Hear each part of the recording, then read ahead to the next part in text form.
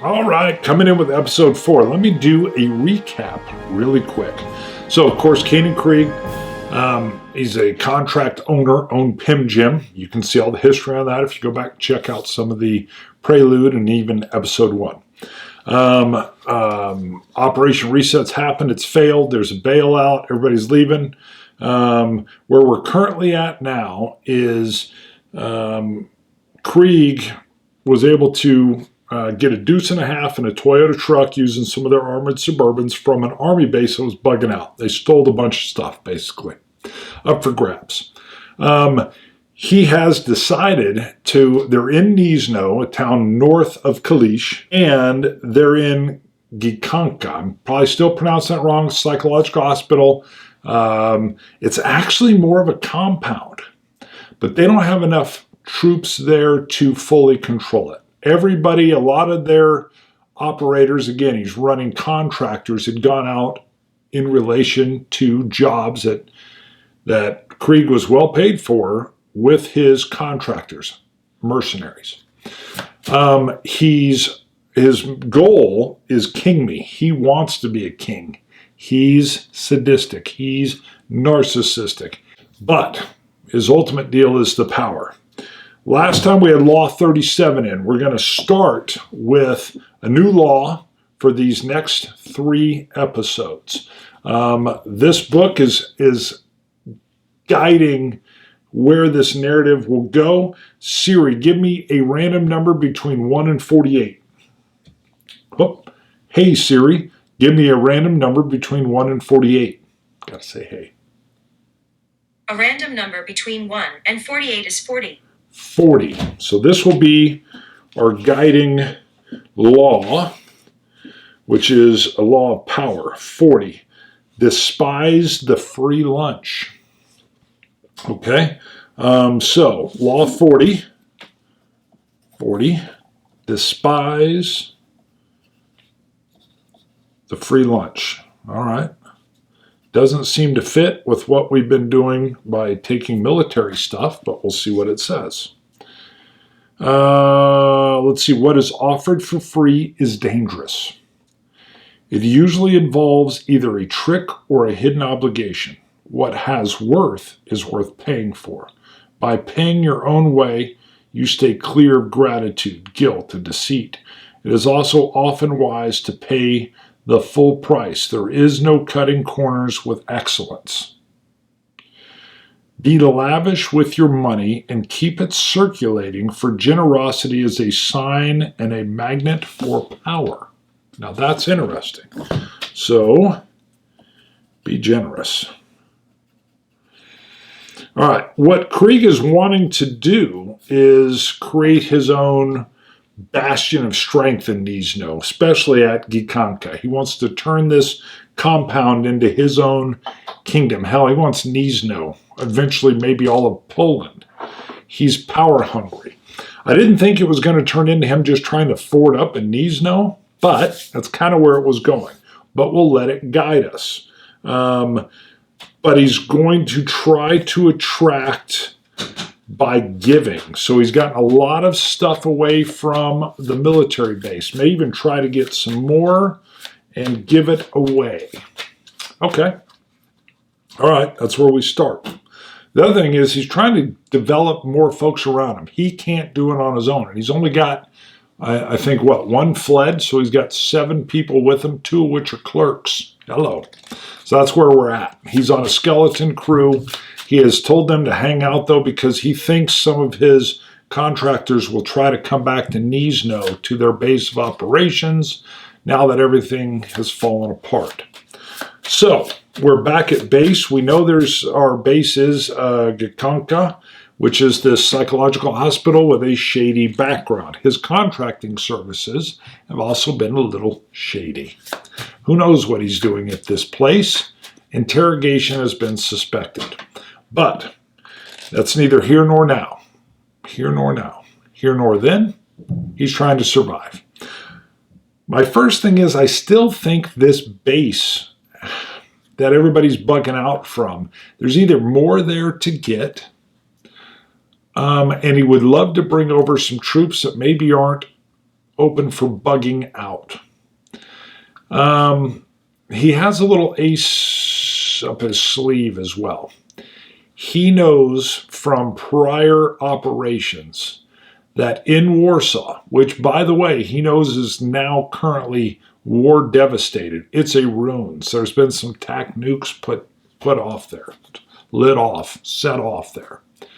But outside, on the outskirts of Warsaw, maybe approachable, is the Polish, like their state bank.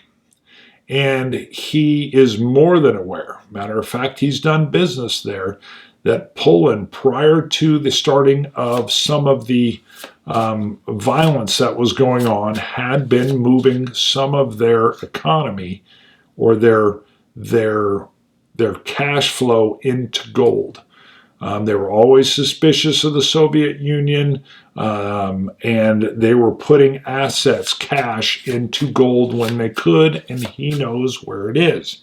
He believes the way things went down, there's going to be a gold mine there, a la like Kelly's Heroes type stuff. Gold coin, bars, whatever. He's going to use this bit of information, his inside information on its location, to rally folks around him. And that's what's going to happen here. Because holding a base of operations isn't enough. You got to have some carrot to dangle in front of people. Whether it ends up being achievable or not, this is what he's going to do. So first, Pacheco came through with him big time, and he's going to bring Pacheco into his office, and he's going to let him know, hey, this is what we're going to do. And he explains, he knows, he doesn't share all this information, but he knows an area outside of Warsaw that has gold coin, gold bullion, and that in its current state of devastation, there's no way that gold was removed. No way. The problem, Warsaw's devastated. It's a ruins by TAC nukes, and it's clearly behind Russian lines. But he brings Pacheco in. Pacheco's all in. We don't need a card flip for this. He's like, yeah, I'm up for that. I think Krieg and Pacheco, we're going to leave everybody else behind. Krieg and Pacheco are going to jump in his vehicle. See the picture now. This is his own tricked out vehicle. It's actually a vehicle from Georgia, the state of, and it's pretty well kitted out. Pacheco gets in. They're going to head to the Army base. Krieg takes the time to actually, he's got a little like whip antenna where he can stay in radio communications. He first attempts to contact the base via radio to see if anybody answers. Red, yes. What is it? Black, no. They can't get any answer. He takes his American flag out, and he's going to fly it off that antenna. They're loaded, full combat load. The vehicle is always pretty much ready to go anyway. Krieg has it set up. We'll go over that sometime in another episode. Off they go, and they're headed back to the base. I am going to do a random encounter just to see what they come across. They are in an urban setting on the road. Nizhno's fairly populated city. Normally it was 60-some thousand. It's down to like 40. It is a road option here and off-road. The Orphans, 7 Heart. They come across as they're leaving. It's kind of a compound area. This does say a farm with 3 children, 10 to 15 years old, living in it. Their parents left months ago. Interesting. The kids have 2D6 rations. I don't care about any of that. Does Krieg even care? So he sees like a kid hanging out, kind of on like, they're kind of in the city, so the farm is out, but maybe there's some homes, there is some farmland off to the west of their location, but they wouldn't be headed by it. I'm just going to say he sees some kids let's do ages. I'm going to just say 10, 12, and 16. He pulls up to the 16-year-old, and he's going to do a persuasion roll because he says, hey, there's always stuff to do. And he tells the kids, hey, tell them Krieg sent you, go down about a mile, and they can set him up with some food, and there is some work there to be done. He needs to start building some coalition of people there anyway. Not that he definitely wants to be babysitting kids, but those ages, they can work. Command or persuasion? I think he's going to use command. His persuasion is D10. Yeah, let's go. These aren't military troops. So we'll do a D10, and his intelligence is D12. And, oh yeah, easy. A 7 and a 12. That's actually 3 successes. He tells him, hey, tell him Krieg sent you. You're going to get hooked, set up with a meal, but there is work to do. It's not a free lunch. But come in cautiously and with your hands kind of up so that you don't get shot on approach. We'll make a note of that. 3 orphans. And it was what? 12, 10, 12, and 16. And we'll figure that out, male, female, later. And he's getting some people to his location. That is in. Great. We roll up to the base. Before there was like a specialist guarding this base. I want to see if he's still there. Black.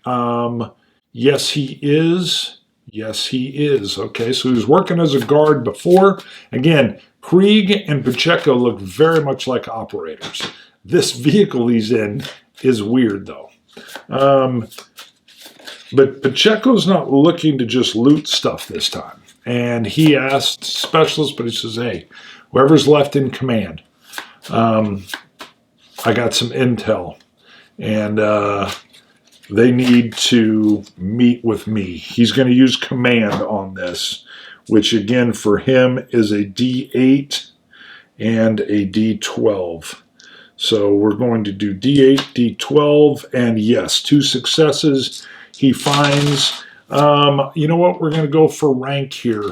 If it's a face card, we're going to have, well, we'll do 10 and up is an officer. The higher the card, the more the rank. Down, it will be an enlisted. So, let's see. This could go either way. We get a queen. All right. Shoot, that's pretty high. We've got, I think we've got a major that came up to us. If I remember right, we ran into the major before as we were grabbing gear. I think it's going to be the same major. I can't remember his name. We'll generate a name now, and it's going to be MacGuffin. MacGuffin? Nah, McGiffin. McGiffin. Major McGiffin. And Krieg can't use command with him. It's not really going to impress, so he's going to go with a persuasion, and which is better for him anyway. D10, D12. He says, hey, I need to meet with you. I got something you're going to be interested in. The major is not very interested. They're still in a bug out mode.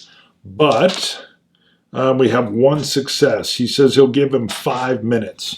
Krieg sits down with him, command post area, and he tells him, I don't know if you're interested or not, but I think we're all out on our own. This is it. I mean, we've got, literally orders that state you're on your own. And I don't think fleeing to the west is going to work. I know everybody's headed out, but how long the fuel is going to last? We have no supply line. It's gone. We need to make do on our own. First, I've got a location that I believe is a little more on the outskirts of town. It's a little more securable. It's a little tighter. You've got too big, wide open of a base here.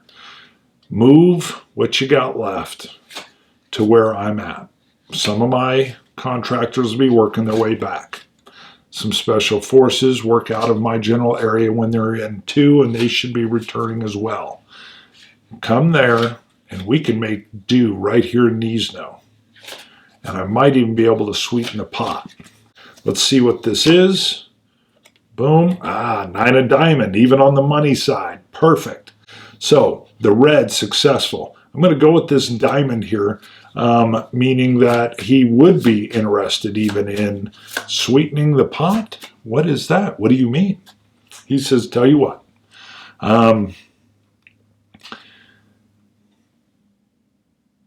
Bring your troops over. Set yourself up. We got to spend a little bit more time, and I'll tell you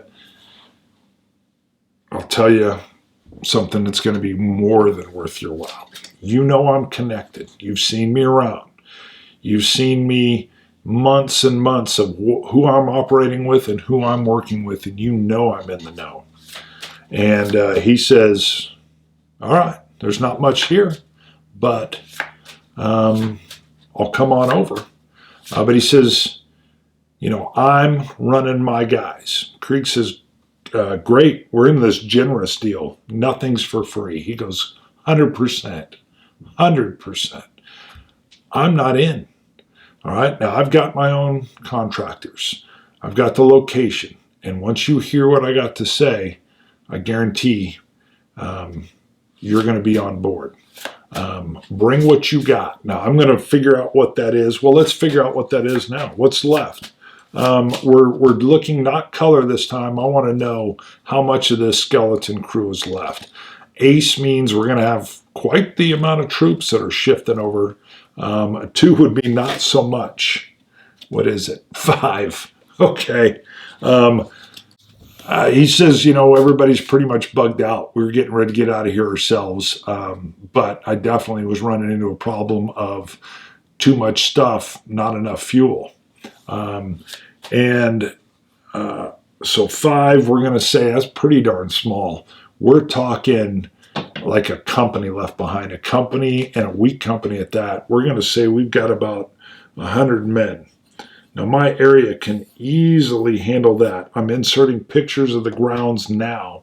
So my area has no problem with that at all. I tell him, wow, I got space for you. It's set up. I don't even know. Maybe you've been there. He says, I haven't. He goes, here's what I need you to do. Using your vehicles, I'll head back, let my guys know. Get as much fuel that we can transfer. Get your fuel trucks and just get them on site. We can protect them much easier there. Whatever key weapons and ammunition and food you've got, whatever you can bring, get it over there. We got a spot. We're going to turn this into our own base of operations, much more easier to secure than this big area you got here. Major says, got it. Gives him, shows him where Gikanka is on the map. He's like, got it, know exactly how to get there, and we are good to go. He says, hey, before I leave, you mind if we grab just a few things while we're here? We might as well load up and get some of it back. He says, absolutely, but let me get you to a little bit better shed, a little bit better warehouse than you were in last time. How good is the warehouse? How good is the warehouse? Not all we're looking is height of the card. Hello, hello, hello, an ace. This is good. So what would this be? We're wrapping up here, trying to keep this tight. What would this is, he's got the keys to the whole place. So we're talking AT-4s, which are rocket propelled grenades. We're talking heavy weapons. We've got some mortars there. That would be good for our area. We've got heavy machine guns, 50s. He's even tells us that he can trailer over a couple 105s. Not a ton of ammo, but actually, no, the ammo would be one of the harder things to move, and that they can move quite a bit of ammo. I like this. A couple 105s, howitzers. a significant amount of ammo, and we have some heavy weapons and some anti-tank type weapons as well. So it's not just the AT-4, you're talking about the old Dragon, you're talking about the, oh shoot, I had a buddy that used to run one. Not the Law, although there's some of those too. TOW, tubally fired, optically sighted, wire guided command link system, something like that. There's those too. I grab a couple TOWs. You can end up mounting them on your vehicle, but there's man portables as well. They're heavy, but I get them in the back of the truck. Couple TOWs, can't go wrong. And times 2, a 50. And let's just start with a couple thousand rounds of ammo.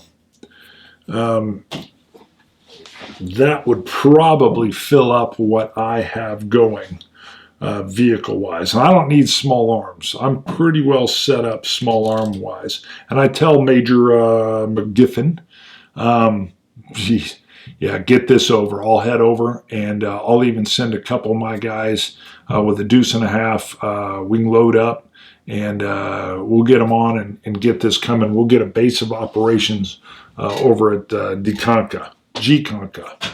And he says, good to go. Good to go. Now, just real quick, we'll do the close of episode 4. His moral, or his goal of King Me. Oh, huge. Yeah, +1. He traveled through the area. I'll give him a +1. It's a little hazardous. And my moral evil is natural. He didn't do anything with his moral evilness, but he is definitely setting up this King Me thing. Travel at least 1 hex, risk for dream, overcome danger, no, not really this time, risk life for buddy, no. We'll just give a couple on that one. However, what he picked up weapon-wise, now this is interesting. A danger here is that he's getting too much, but he's trying to build up his fiefdom. And the gold move I wanted to get in because that's really what currency he has, is he knows where it is. And it's not, well, it's not BS. He knows where it is. So he's going to build a team to go get it. And this is much grander than I thought. I got to admit, I had the gold idea with Origins, but I figured it would be like him and 4 or 5 NPCs. I don't think he can get a company going there, but wow. Okay. It looks like we're going to have a base of operations. I also didn't plan on shows setting up a base of operations, but literally I'm letting it go where it goes using the cards and the encounters. I do have some plans for some of the random setup encounters and things that are in the back here as well with the solo rules. But I think that is it. Not to mention that Law 40 being despise the free lunch. Be generous. That's not a law I actually thought would be in there. That actually sounds fine. Now, I think it's got a weird bent to it. You're doing it to gain the power, but it doesn't feel evil. But we go with that. That will be the guiding power law for the next 2 episodes as well. I think we're good, and we'll come back with episode 5 here in a little bit. Thanks for tuning in. Oh, let me do some other stuff. So, a couple weird things. You will see me wear weird manga shirts. I like them. I feel like they're visual whimsy. You'll see that. Take it for what it is. Hats. Love hats. And it seems like I'm losing hair. So I'm digging hats even more. And I will occasionally, because of my Scotch Test Dummies whiskey show, I will usually have a dram. This one happened to be Glenallachie Cask Strength 2010. And usually I'll mention that up front. Also, if you like the show, please thumb it up. Should put that in the beginning, but whatever. And if you really like it, you can come support on Patreon and just look up Bonding with Board Games for as little as $1. All right, I think that's it. Thank you for everybody that's watching.